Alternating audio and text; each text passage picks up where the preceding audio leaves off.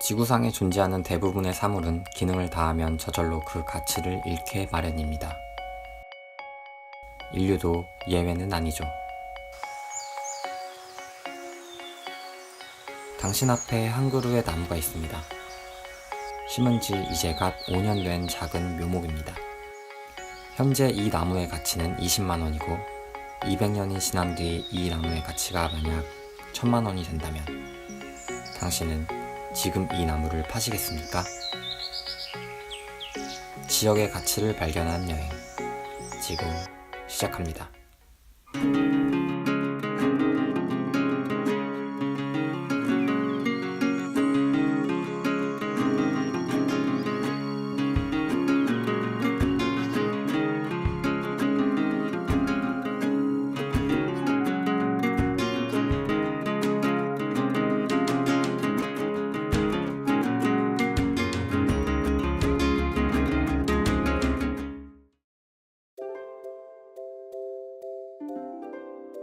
일본 최북단에 위치한 홋카이도, 세계에서 21번째로 큰 섬이며 우리나라 면적의 80%에 달하는 광활한 땅이지만 인구 밀도는 10분의 1밖에 되지 않습니다.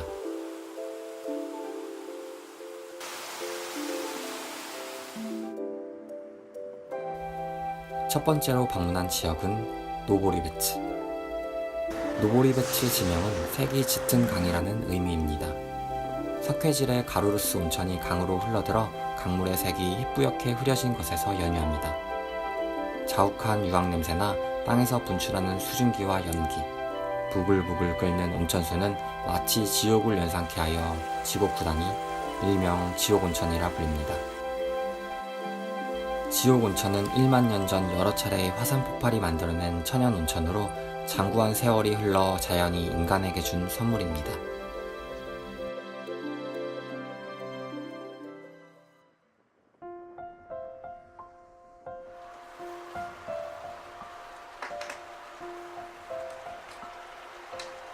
로프웨이를 타고 노보리베츠 군 목장에 올라가면 각기 다른 세 가지의 파란색을 볼 수 있습니다.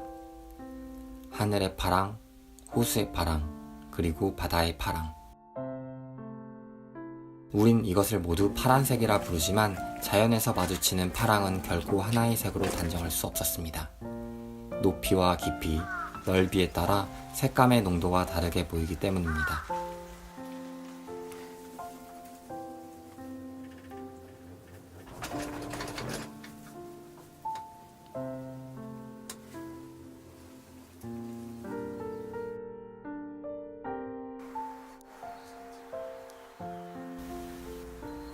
눈이 부시도록 아름다운 자연과 오밀조밀하게 모여있는 노보리베츠 온천 마을은 어쩌면 지옥이 아닌 천국 아닐까요?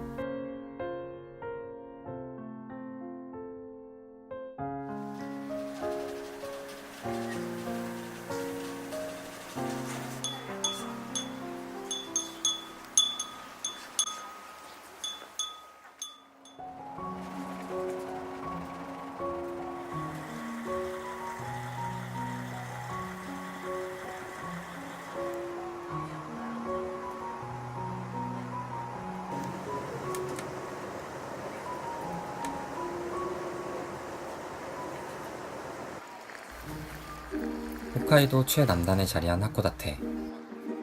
이곳은 일본의 최초 개항지입니다. 사실 삿포로는 홋카이도의 중심지가 아니었습니다. 일본의 최초 개항지였던 하코다테가 본래 홋카이도의 중심지였는데 산맥으로 둘러싸인 하코다테는 지리적 특성상 개발과 확장성이 떨어져 이시카리 평원 한복판에 있던 삿포로 지역을 계획도시로 개발하기 시작한 것입니다. 1854년 미일 화친조약을 체결하며 하코다테가 개항되었고 일본 내에서는 개국과 쇄국의 갈림길에서 신정부군과 구막부군이 치열하게 내전을 벌였던 곳입니다.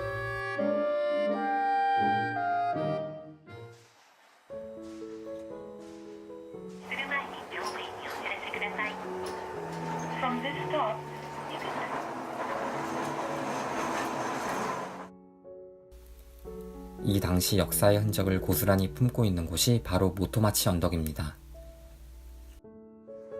천천히 거리를 걷고 있으면 마치 과거로 시간 여행을 하는 기분입니다. 돌로 포장된 멋스러운 바닥과 각국의 영사관, 종교시설에서 풍기는 이국적인 건축물의 색채는 오직 하코다테에서만 볼 수 있는 풍경입니다.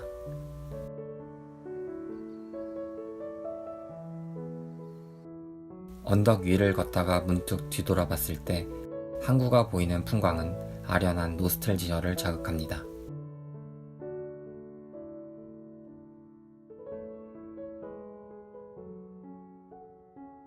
그 옛날 중요한 선택의 갈림길에서 하나의 결정이 현재 이 도시를 만들었고, 수많은 오늘이 역사가 되어 쌓여가는 도시. 하코다테의 밤은 점점 깊어만 갑니다.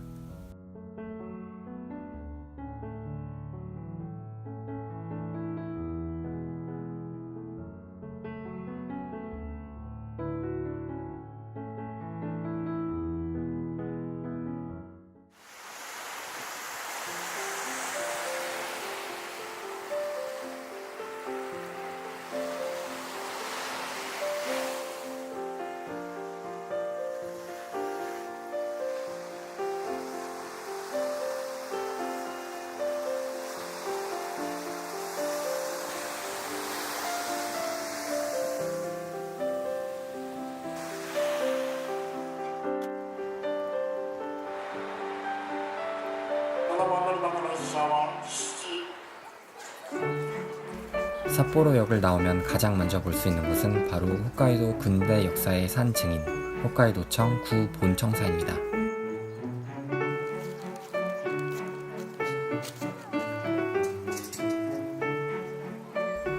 흐드러지게 핀 겹벚꽃 사이로 비치는 고풍스러운 청사의 모습이 마치 한 폭의 그림을 보는 것 같습니다. 붉은 벽돌로 지어져 아카렌가라는 애칭을 가진 미국 네오바로크 양식의 건축물입니다.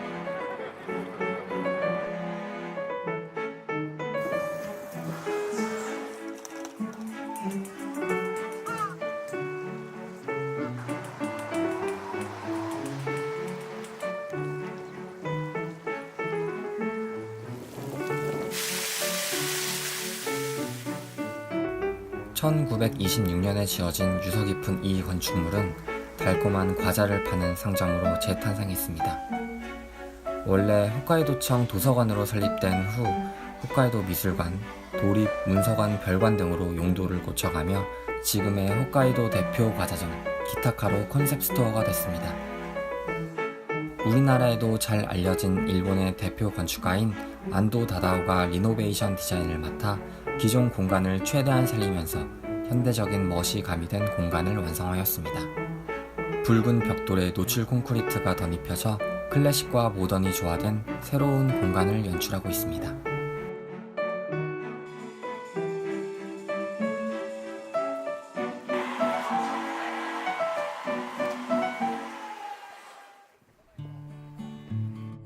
우리나라에 난지공원이 있다면 일본에는 모에레누마 공원이 있습니다.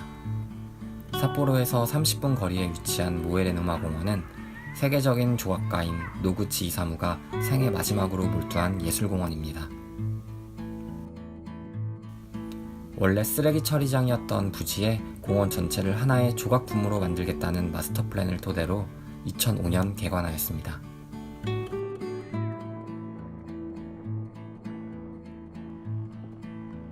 광대한 자연과 유기적인 형태의 언덕, 조형물, 건축물 등이 한데에 어우러져 있습니다. 공원 중심부에 위치한 32m 높이의 유리 피라미드, 히다마리의 아트리움에 있으면 건축과 자연이 하나가 된 듯 느껴집니다.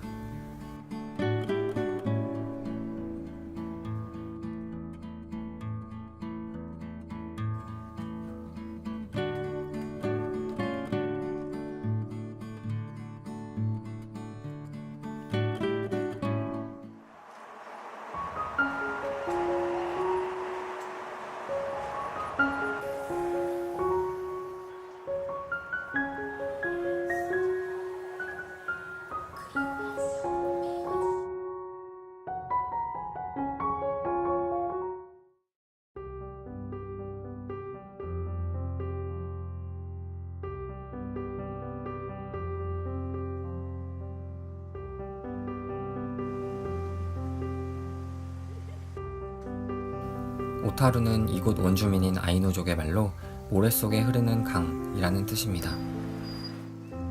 모래시계 속에서 마치 서서히 떨어지는 모래 속 시간의 강을 연상시킵니다. 오타루는 항구를 중심으로 어업을 비롯해 해륙 수송 등 무역 사업이 발달하면서 상공업, 금융사업까지 발전했던 곳입니다. 그러나 경제 거점이 삿포로로 이동하고 운하의 기능이 쇠퇴하면서 운하 주변에는 석조 창고, 은행 등의 역사적 건축물만 남게 되었습니다.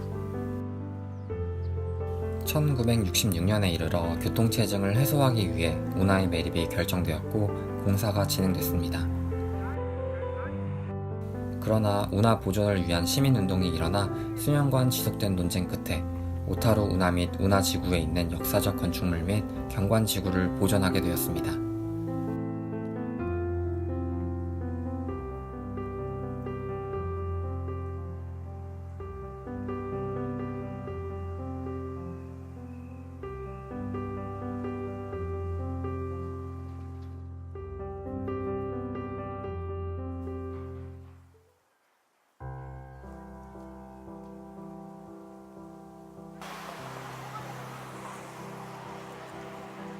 또한 오타루는 유리공예와 오르골 사업을 추진하면서 연간 750만여 명이 다녀가는 홋카이도 대표 관광지로 도약하였습니다.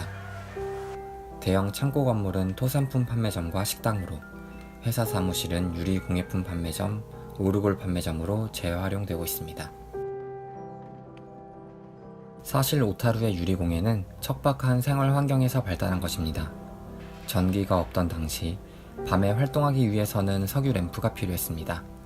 이 석유 램프의 불빛을 보호하기 위한 유리관을 만들며 유리공예가 발달하기 시작한 것입니다.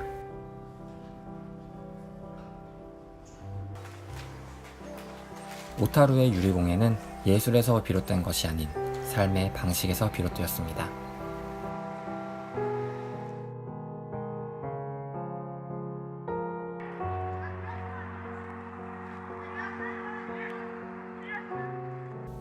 오타루에 거주하는 주민들이 도시 재생 사업에 주도적으로 참여하면서 오늘날의 모습으로 재탄생하게 된 것입니다.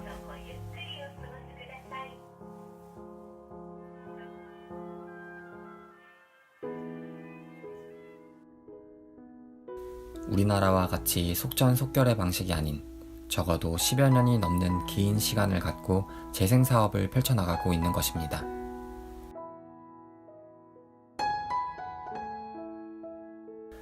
오타루는 오늘도 시간의 창고에 과거와 현재를 차곡차곡 쌓아나가고 있습니다.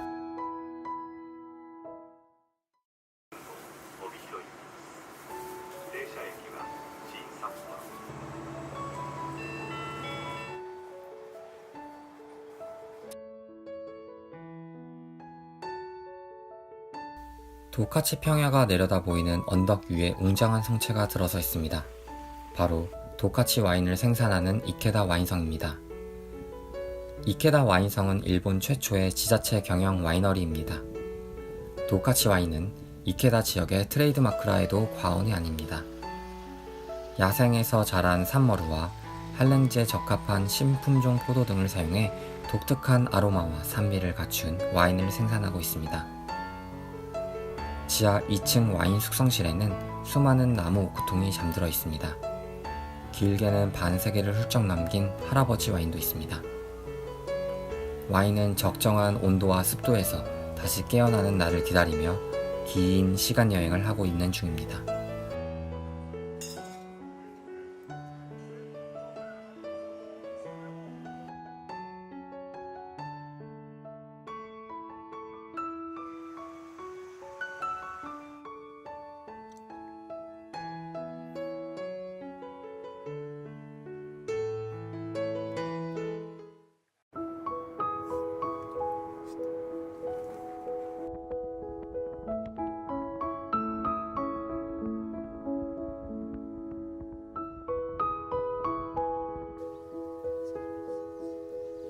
센넨너모리,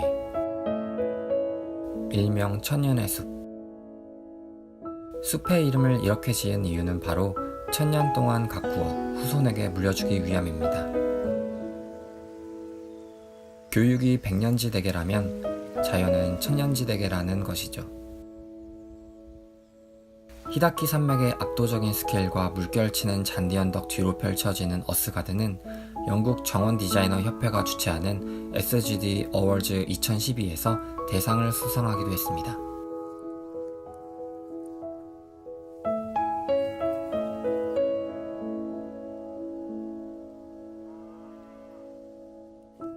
센넨 노모리는 자연과 사람을 잇고 선대와 후대를 잇고 과거와 현재 그리고 미래를 이어가고 있습니다.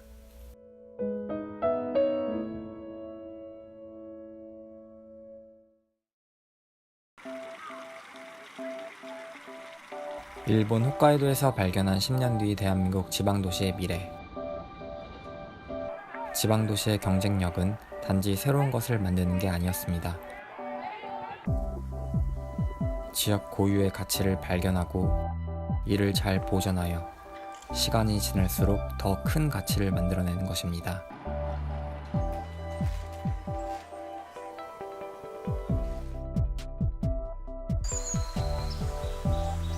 그럼 다시 처음 했던 질문으로 돌아와 보죠. 당신 앞에 있는 현재 20만원 가치의 묘목.